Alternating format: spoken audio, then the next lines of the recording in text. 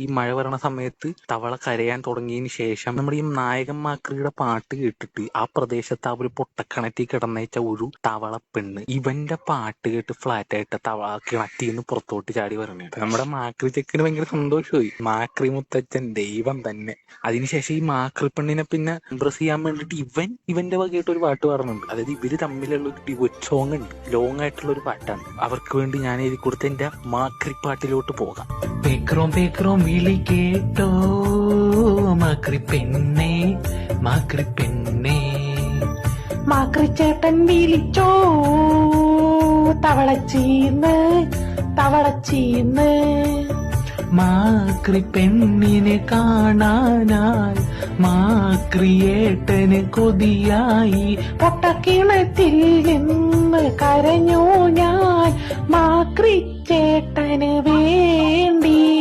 പേക്രോം പേക്രോം വിളി കേട്ടോ മാക്രി പെണ്ണേ, മാക്രി പെണ്ണേ, മാക്രി ചേട്ടൻ വിളിച്ചോ തവളച്ചീന്ന്, തവളച്ചീന്ന്. ആൺ തവളെ നീ മോങ്ങുമ്പോൾ ഇടിക്കുന്നു എൻ ക്രോം ഹൃദയം. തവള പെണ്ണേ നിൻ കരളിൽ ഉണ്ടോ എനിക്കൊരു ബെഡ് സ്പേസ്? തരാലോ ഞാൻ സ്ഥലമിട്ടായിക്ക് എന്റെ മാക്രി കരളിൻ കുഞ്ഞറയിൽ.